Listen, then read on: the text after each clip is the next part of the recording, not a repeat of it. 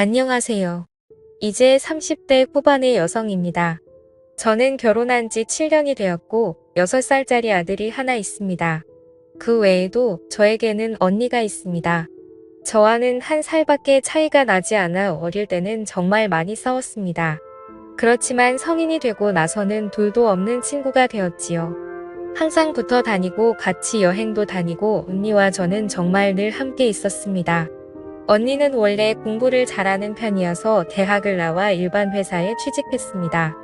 저는 언니에 비해 공부는 그냥 그랬지만 외모는 좀 자신이 있는 편이었습니다. 그래서 백화점에서 화장품을 판매하는 일을 하게 되었죠. 이렇게 각자 취직하고 연애도 하고 그러다 보니 예전만큼 붙어 다니지는 않았지만 그래도 사이는 변한 게 없었습니다. 그러다가 7년 전에 제가 먼저 결혼을 하게 되었습니다.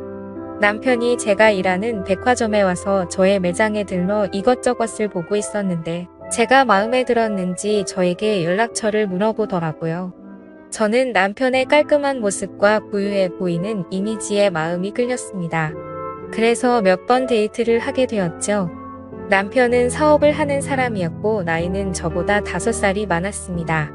그런데 30대 중반이 되지 않은 나이에 사업을 꽤나 크게 하는 모양인 것 같았습니다. 남편의 명함을 보니 공공투자사 대표라고 되어 있더라고요. 그러면서 자신을 포함한 투자자들을 결성해 유명한 사업에 투자하고 수익을 내는 회사라고 소개를 했습니다. 저는 솔직히 잘 모르는 분야여서 그냥 그런가 보다 하고 넘어갔죠. 서로 호감이 있다 보니 자연스럽게 연애로 이어졌고 저희는 연애한 지 6개월 만에 결혼하기로 했습니다. 제가 결혼할 때 언니가 저에게 너무 빨리 하는 게 아니냐고 걱정스럽게 말했습니다.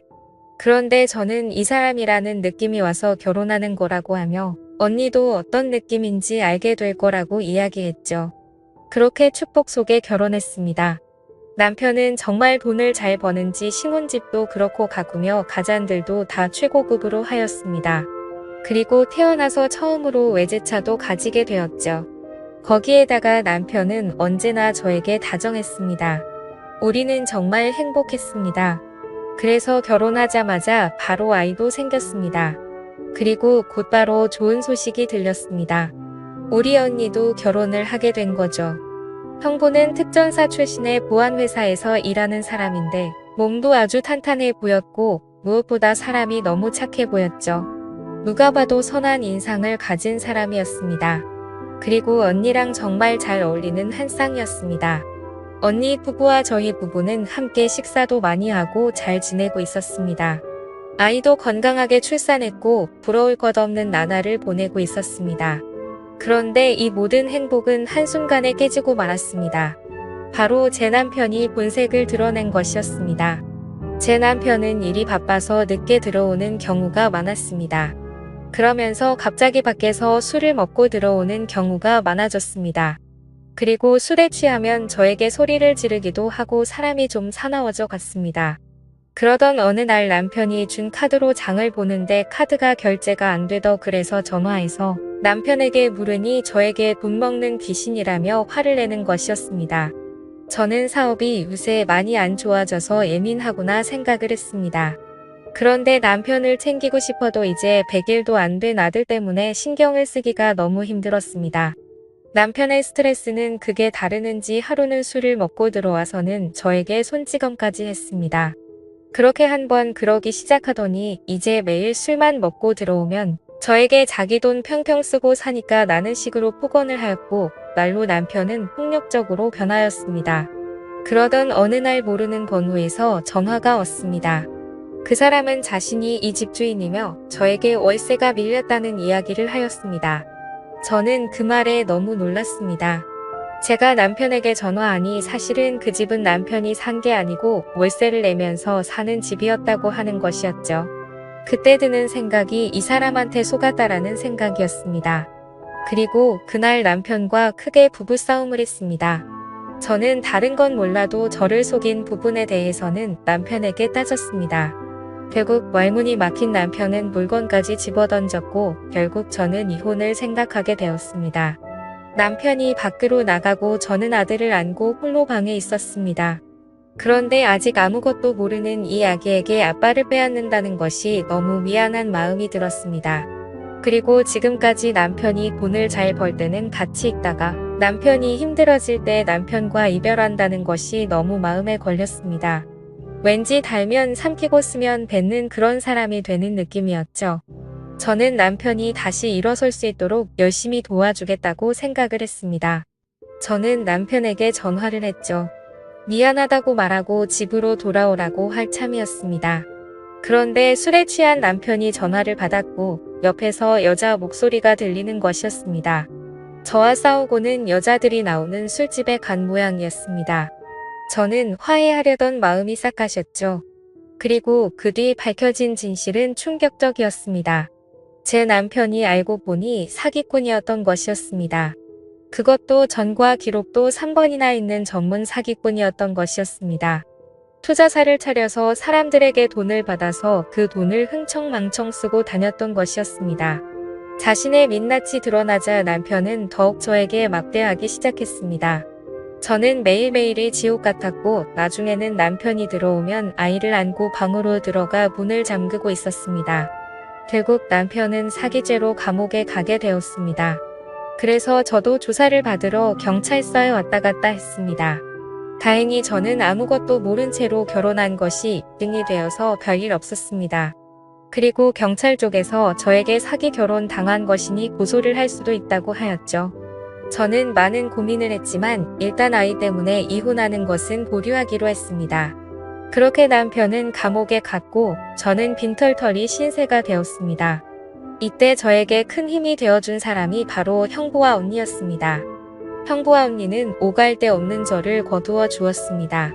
그래서 저는 잠시 형부와 언니의 집에 살게 되었습니다. 형부와 언니의 집에 남는 방이 하나 있어서 그 방에 저와 아들이 살게 되었죠. 처음에는 좀 불편한 것도 있었습니다. 특히 형부와는 어색하고 불편했습니다. 하루는 집에 아무도 없어서 아이를 재우고는 샤워를 했었습니다. 샤워를 끝마치고 콘도레를 흐늘거리며 수건으로 몸을 가리고 거실로 나오는데 식탁에 있는 형부와 눈이 딱 마주친 겁니다. 형부도 더웠는지 셔츠를 좀프로 헤치고 있었습니다. 저는 너무 놀라서 소리를 질렀고 형부도 놀라서 마시던 물컵을 떨어뜨렸습니다. 그리고 이런 소란 때문에 제 아들도 잠에서 깨고 저는 놀라서 허둥지둥 방에 들어와 아이를 달래서 일단 다시 재웠습니다. 그리고 거실로 나가니 형부가 앉아 있었습니다. 형부는 무슨 일이냐고 저에게 말했습니다. 아니 일하다가 날이 너무 더워서 말이야. 잠깐 들러서 셔츠만 갈아입는다고 왔는데 저는 헛기침하는 형부에게 말했습니다. 아니에요. 저 괜찮아요. 형부도 많이 놀랐죠. 아니야. 너무 신경 쓰지 마. 그럼 난 다시 일하러 갈게. 형부는 그렇게 말하고 다시 집을 나섰습니다. 저는 제가 괜히 잘 살고 있던 형부와 언니에게 폐를 끼치고 있는 건 아닌가 하는 생각이 들었습니다. 너무 미안했죠. 하지만 그렇다고 당장 갈 데가 있는 것도 아니고 답답했습니다. 그래도 아들이 지금 어린이집에 대기 명단에 있으니 어린이집만 가게 되면 저도 일을 할 수 있고 일을 하면 그래도 이 집에서 나갈 수 있으니 조금만 더 참아야 했습니다. 그런 저의 마음을 알았는지 언니는 저에게 계속 여기에서 지내도 괜찮다고 했습니다. 그렇지만 하루라도 빨리 언니 집에서 나가야겠다는 생각은 변하지 않았습니다. 그런데 시간이 지날수록 언니네 집에서 지내는 게 조금은 적응이 되었죠. 언니와는 전혀 문제가 없었지만 형부가 신경이 쓰이기는 했습니다. 형부는 샤워를 하기 바로 전에 운동을 하는 습관이 있었습니다. 꼭 팔근형을 몇 분 동안 해서 몸에 땀을 내고 샤워를 했죠. 처음에는 민망해서 고개를 돌리기 바빴는데 몇 번 보니까 이제 아무렇지 않게 볼 수 있게 되었죠. 그런데 자세히 보니 형부의 근육이 눈에 들어왔습니다. 탄탄한 팔뚝이 움직일 때마다 울렁울렁한 근육과 불근거리는 힘줄이 참 섹시하다는 생각이 들었습니다. 그리고 확실히 운동을 한 사람이어서 그런 느낌이 달랐습니다. 그리고 성격은 어찌나 착하고 순한 언니한테 너무 잘하는 모습을 보고 있으면 언니가 참 부러웠습니다. 잠을 자다가 새벽 2시 정도에 저도 모르게 눈을 떴습니다. 그리고 목이 말라서 물을 마시러 나가는데 언니와 형부의 방에서 달그락거리는 소리가 들리는 것이었습니다. 자세히 들어보니 언니와 형부가 사랑을 나누는 소리였습니다. 저는 민망함에 빨리 들어가려고 했는데 호기심이 생기는 건 어쩔 수 없었습니다. 그래서 거실에 서서 언니 방에서 흘러나오는 소리를 들어보았습니다. 다른 건 몰라도 언니의 만족해하는 소리를 느낄 수 있었습니다. 언니 방의 상황이 보이지는 않았지만 상상은 할 수 있었습니다. 언니가 또다시 부러워졌죠. 저는 만족스러운 밤을 보낸 지가 언제인지 기억도 나지 않았는데 말이죠. 아이를 재우고 방에서 쉬고 있는데 언니가 저를 불렀습니다. 아이는 형부에게 맡기고 둘이서 오랜만에 놀러 나가자고 하더라고요. 저는 알겠다고 하고 그냥 추리닝에 모자를 쓰고 나가려고 하는데 언니가 최대한 예쁘게 하고 나가자는 겁니다. 저는 간만에 기분이 나날 것 같았고 처녀 시절처럼 화장도 하고 옷도 차려입고 밖으로 나왔습니다. 언니와 분위기 좋은 술집에 가서 기분도 전환하고 집에 들어오니 한결 숨이 트이는 것 같았습니다. 그 뒤로도 언니는 형부의 배려에 저와 같이 오붓한 시간을 가지려고 노력해 주었지만 아이가 있어서 그것도 쉽지는 않았습니다. 가뜩이나 얹어 살고 있는데 어떻게 염치 없이 형부한테 아이를 돌봐달라고 계속 부탁을 하겠어요. 그리고 저는 더 이상 형부와 언니의 집에 머물면 안 되겠다는 생각도 들었습니다. 그래서 퇴직을 위해 학원에 등록해서 자격증을 파려고 공부를 시작했습니다. 언니가 퇴근을 하면 아이를 맡기고 제가 학원에 다녔는 것이었죠. 결국 저는 자격증을 따게 되었고 아이도 어린이집에 보낼 수 있게 되어서 저는 어린이집 근처의 회사를 알아보았습니다. 저는 작은 회사에 취직을 하게 되었고 작고 오래된 다세대 주택이었지만 독립을 하게 되었습니다. 형부가 저의 이사를 도와주면서 집 앞에 골목이 너무 외져서 위험해 보인다고 말하며 너무 밤늦게 돌아다니지 말라고 충고도 해주었습니다. 저의 독립을 축하하기 위해서 형부와 언니는 다 같이 1박 2일로 여행을 가자고 제안을 했습니다. 가까운 바닷가에 펜션을 잡고서는 언니와 형부 저와 제 아이까지 총 4명이 함께 시간을 보냈습니다. 한참 분위기가 달아올라야 하는 시점에 저는 아이를 재우러 방에 들어갔습니다. 아이를 재우고 나서 거실로 나오니 다들 술에 많이 취해 있었습니다. 그렇게 술자리가 한두 시간 이어졌고 언니는 이미 취해서 잠이 들었고 형부도 취한 것처럼 보였습니다. 형부는 정신을 좀 차리겠다고 밖으로 나간다고 하였고 언니는 피곤해서 먼저 쉬겠다고 하면서 방으로 들어갔습니다. 형부가 저에게 같이 산책이나 하자고 하길래 저는 형부와 밖으로 나갔습니다. 펜션 주변을 걸으며 형부와 이런저런 이야기를 했습니다. 형부는 산책을 하다가 저에게 조심스럽게 물었습니다. 처제는 앞으로 어떻게 할 생각이야? 취직도 했으니 이제 자리를 잡아야죠. 그거 말고 내 아빠하고는 어쩔 셈이야? 그렇지 않아도 생각이 많이 있고 있는데요. 쉽게 답이 안 나오네요. 형부 같은 남자가 나타나면 결정하기 쉬울 텐데요. 그렇죠. 저와 형부는 기분 좋게 웃었습니다. 그리고 형부가 물었습니다. 계속 혼자서 아이를 키울 생각인 거야? 저도 모르겠어요. 아이 아빠가 정신을 차리고 돌아오는 게 제일 좋은 거겠죠. 그런데 제 마음이 이제는 그 사람에서 멀어져서 그게 문제예요. 그래도 아이를 생각해야죠. 그러자 형부는 저에게 진지하게 말했습니다. 내가 할 말은 아니지만 내 생각은 좀 달라. 엄마가 행복해야 아이도 행복할 수 있다고 생각하거든. 처제도 처제 행복을 가장 먼저 생각해 보는 건 어때? 저는 형부의 말을 들고 생각에 잠겼습니다. 결혼하고 아이를 낳고서는 한 번도 나를 생각해 본 적이 없었습니다. 늘 아이가 최우선이었고 남편 뒷바라지만 생각하고 있었는데 제가 제일 원하는 것이 무엇일까 생각해 본 적은 없었던 것 같았습니다. 그런 생각이 들자 좀 우울해졌죠. 그때 모르는 번호로 전화가 왔습니다. 그리고 전화를 받고 저는 깜짝 놀랐습니다. 바로 남편이었습니다. 남편이 어떻게 벌써 감옥에서 나왔는지 모르겠지만 저에게 전화를 한 것이었습니다. 남편은 술에 취해 있었고 제가 전화를 받자마자 욕을 하기 시작했습니다.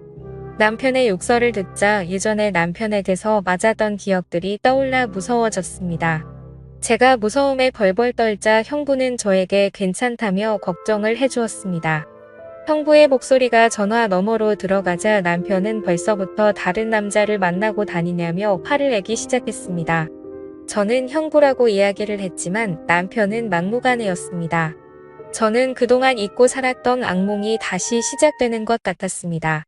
제가 동요하는 것 같자 형부는 저에게서 전화를 빼앗아 전화를 끊었습니다. 그리고 전원도 꺼버렸죠. 제가 불안해하며 눈물을 흘리자 형부는 저의 등을 토닥여주면서 저를 위로해 주었습니다. 저는 형부의 어깨에 고개를 물고서 엉어 울었습니다. 그렇게 여행을 마치고 언니 집으로 돌아와서 저는 계속 생각을 해봤습니다. 여행 중에 전화를 받았을 때는 남편이 술에 취해 있어서 거칠게 말했지만 맨정신에는 다르지 않을까 하는 생각도 들었습니다. 그때 남편에게 전화가 왔고 저는 남편을 만나기로 했습니다. 언니에게 아이를 맡기고 남편을 만났죠. 그런데 남편은 저에게 돈을 요구했습니다. 자기가 재기하기 위해서는 자금이 필요하다며 앞으로 어떻게 할지 이야기를 해주는데 그것도 다 사기였습니다. 감옥에서 나온 지 얼마 되지도 않았는데 또 범죄를 저지를 생각을 하니 제가 가지고 있던 마지막 희망도 사라지고 말았습니다. 저는 남편에게 마지막으로 말했습니다. 난 그래도 우리 아이를 위해 아빠가 있었으면 좋겠다고 생각을 했었어. 그런데 이런 아빠라면 그냥 없는 게 더 좋겠다는 생각이 드네. 우리 이제 그렇게 말하고 저는 집으로 돌아갔습니다. 이제 남편에 대한 기대를 접자 마음이 오히려 홀가분해졌습니다. 며칠이 지나고 회사에서 야근을 해야 하는 상황이라 언니에게 아이를 부탁하고 야근을 했습니다. 그래서 밤늦게 집에 돌아오게 되었는데 저 멀리서는 안 찍은 실루엣이 하나 보였습니다. 바로 형부였죠. 그런데 형부의 모습이 좀 이상했습니다. 느낌이 평소와는 좀 달랐습니다. 저와 걸으면서 계속 주변을 보고 제 옆에서 바짝 붙어 있는 느낌이었습니다. 그리고 어느덧 형부가 조심하라고 했던 그 골목이었죠. 저는 이상한 느낌에 형부에게 물었습니다. 오늘 좀 이상한 것 같아요.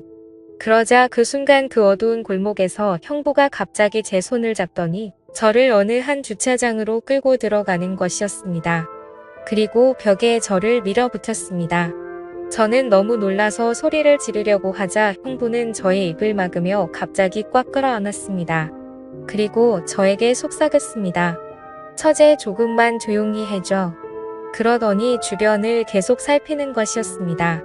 그때 골목에 어떤 건장한 남자들과 남편의 모습이 보였습니다. 그리고 그 사람들이 사라지는 것을 끝까지 지켜보더니 저의 입을 막았던 손을 풀어주었습니다. 그리고 저와 함께 집으로 돌아왔습니다. 집에는 언니가 아이와 함께 있었습니다. 알고 보니 언니가 아이를 어린이집에서 데리고 집으로 오는 길에 제 남편을 보게 된 것이었죠. 그리고 남편 주변에 험상궂게 생긴 남자들을 보고 무언가 안 좋은 느낌이 들어 형부에게 연락을 했다고 합니다. 형부는 저희 집 근처에서 저를 기다리는 남편과 무리들을 보게 되었고 멀리까지 저를 마중 나온 것이었습니다. 형부는 남편과 무리들이 하는 이야기를 들었는데 남편이 그 사람들에게 빚을 줘서 저에게 돈을 뜯으러 온 거라고 하였습니다. 저는 너무 슬펐습니다. 그래도 제가 한때 사랑했던 사람이었는데 이렇게까지 망가지고 저에게 실망을 주는 건지 제 인생이 서글퍼지기 시작했습니다. 그날 이후로 저는 다시 당분간 형부 집에서 지내기로 하였습니다. 그리고 형부는 매일 밤 저를 마중 나와주었고 언니도 어린이집에서 매일 아이를 데리고 와주었습니다. 그리고 저는 경찰에 신고하였고 결국 남편은 접근 금지 명령을 받았습니다. 그 뒤 들리는 소리에 의하면 남편은 다시 사기를 치다가 걸려서 감옥에 다시 들어갔다고 하였습니다. 이번에는 죄질이 안 좋아서 좀 오래 감옥에 있어야 한다고 하였습니다. 저는 다시 집으로 돌아왔고 언니와 형부는 한동안은 저와 아이를 함께 돌봐주었습니다. 그리고 저는 다른 지역으로 집을 옮겼습니다. 이 과정에서도 언니와 형부는 경제적으로도 심적으로도 많은 도움을 주었습니다. 저는 늘 형부와 언니에게 고마운 마음을 가지고 있습니다. 나중에 상황이 나아지면 꼭 보답하고 싶은 생각입니다. 또한 언니와 형부의 보살핌과 도움으로 이혼을 준비하고 있고 이제 저는 아이와 함께 안정된 삶을 살고 있습니다. 감사합니다.